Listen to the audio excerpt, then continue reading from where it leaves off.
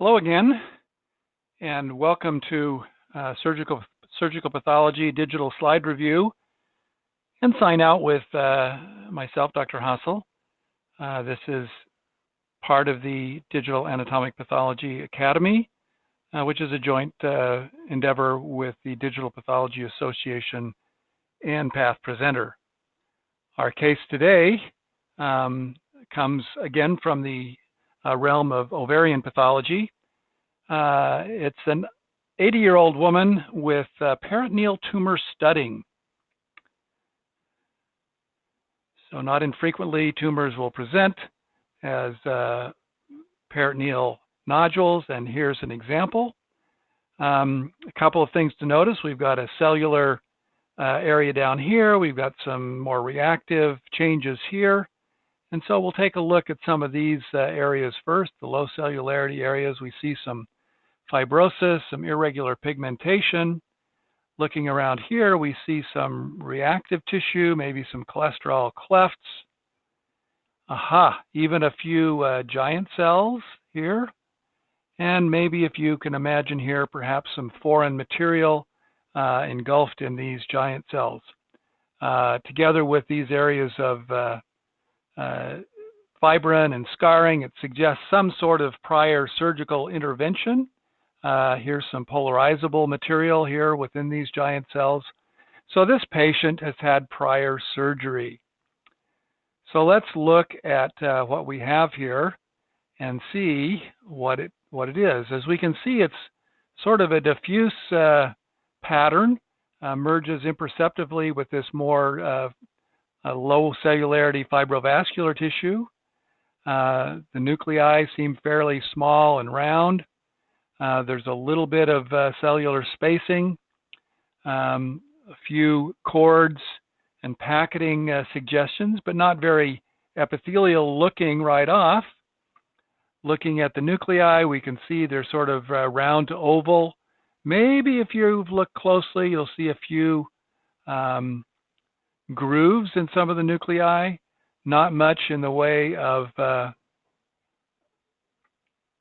gland formation, maybe a few little circular cells there, a nuclear inclusion here, not very many mitoses, and no karyorectic debris or necrosis that we can identify within the tumor.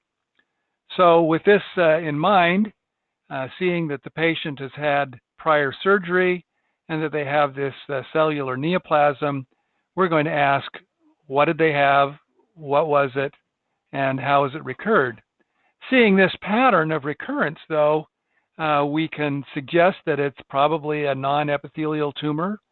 It's a woman, and so it could be an ovarian tumor. It could be some sort of a stromal neoplasm, maybe a GI stromal tumor or something like that, or other sort of low-grade mesenchymal lesion. So in going back in her history, we discover that some years before, she had an ovarian tumor removed. I've seen cases where the scenario is the patient can barely remember, and you have to go back to the tumor registrar to find what kind of tumor it was. Here's an example of one. We see this rather diffuse pattern, a somewhat spindle-shaped tumor, again with very low-grade nuclei, a few nuclear grooves, some thickening of the nuclear membranes in a few areas, sparse vascular structure. And if you were to do a reticulin stain on this tumor, you'd see that the reticulin surrounds each and every cell, not groups of cells, but each and every cell has its own reticulin investiture.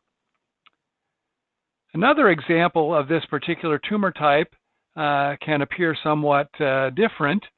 Again, still quite cellular and blue in appearance, but having maybe some follicular type structures or spaces, cystic spaces, and maybe some associated other tumor with it.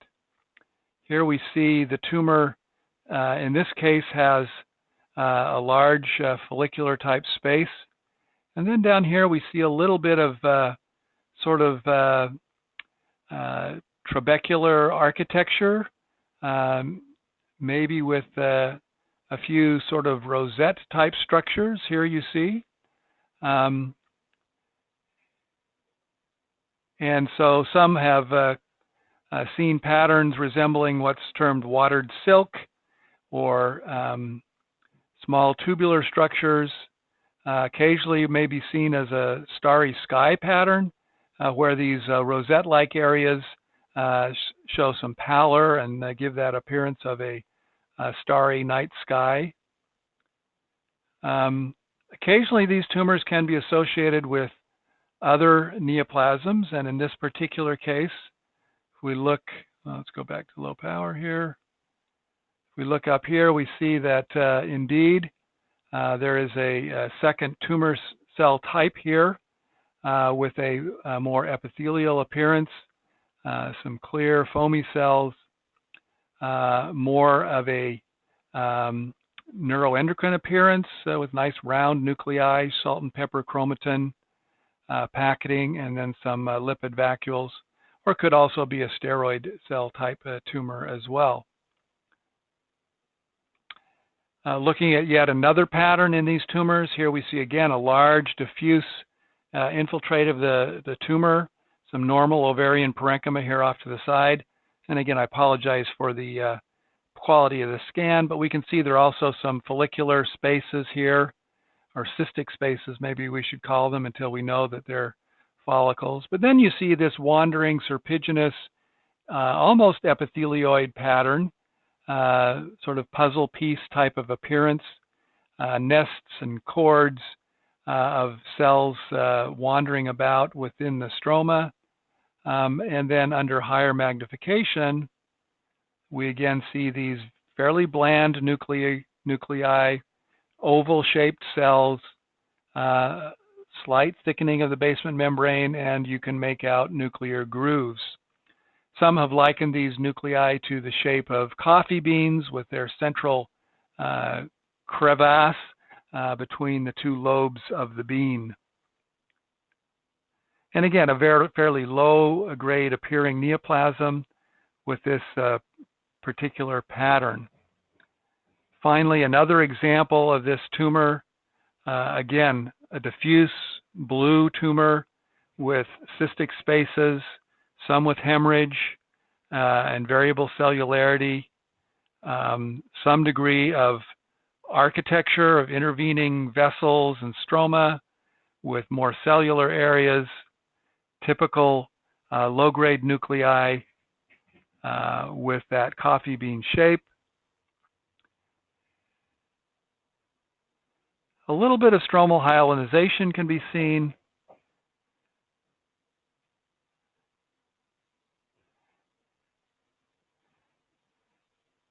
And here again we see this nice diffuse pattern,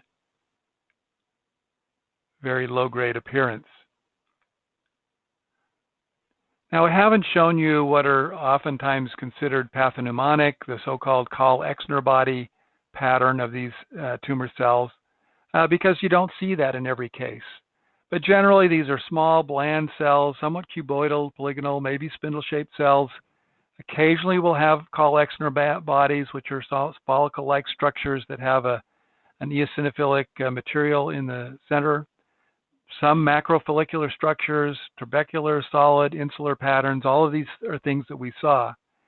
Now, the important thing is that oftentimes these tumors are luteinized.